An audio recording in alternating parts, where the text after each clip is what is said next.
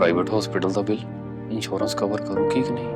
मुख्यमंत्री सहज योजना कार्ड हैगा, फिर कोई टेंशन नहीं, थोड़ा सारा ट्रीटमेंट कैशलेस है। बिना पैसिਆਂ ਦੇ?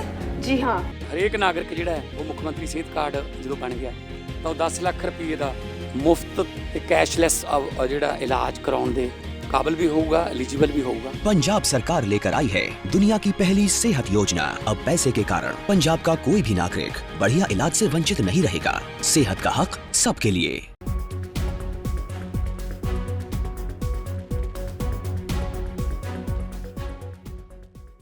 दिल्ली की राजनीति से इस वक्त की सबसे बड़ी खबर सामने आ रही है। दिल्ली की रेखा सरकार ने एक ऐसा फैसला लिया है जिससे आम आदमी पार्टी को तगड़ा झटका लगा है।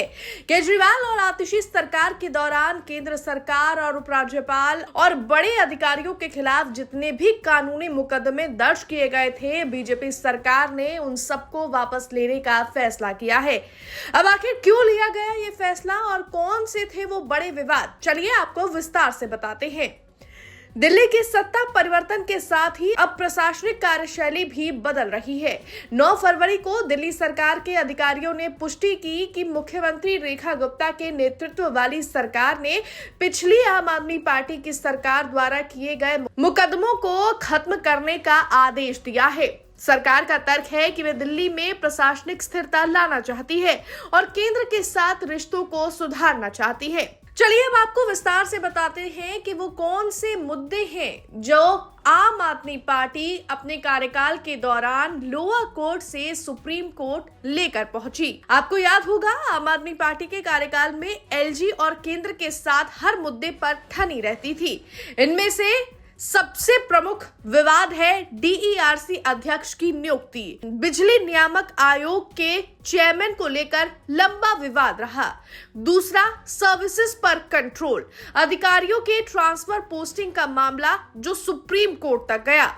आयुष्मान भारत योजना, दिल्ली में इस योजना को लागू करने पर मतभेद था। चौथा, दिल्ली जल बोर्ड, फंडिंग और बजट को लेकर कानूनी लड़ाई चल रही है। और इन्हीं मुद्दों में से एक है यमुना की सफाई और दिल्ली में हुए दंगे। दिल्ली दंगों के वकीलों की नियुक्ति और यमुना सफाई के लिए भी कमेटी पर असहमति बनी, जो मुद्दा कोर्ट तक जा पहुंचा। अब ये सभी मुकदमे रेखा सरकार ने आखिर वापस क्यों लिए हैं, आपको ये भी बता देते हैं। दरअसल रेखा गुप्ता सरकार का मानना है कि इन मुकदमों को जारी रखना केवल सरकारी संसाधनों की बर्बादी है। कानूनी विभाग के प्रस्ताव के अनुसार इस कानूनी लड़ाइयों की वजह से नौकरशाही यानी ब्यूरोक्रेसी में डर का माहौल था और विकास की परियोजनाएं रुकी हुई थी। मई 2025 में ही सुप्रीम कोर्ट और हाई कोर्ट ने सरकार को कई अहम मामले वापस लेने की अनुमति दे दी थी।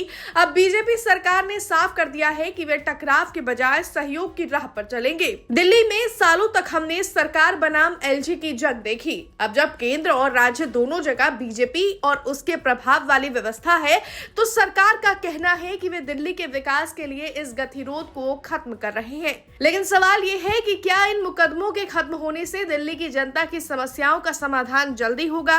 आप इस फैसले के बारे में क्या सोचते हैं, हमें कमेंट सेक्शन में जरूर बताएं। और दिल्ली की राजनीति से जुड़ी हर अपडेट के लिए हमारे चैनल दिल्ली तक को सब्सक्राइब करें।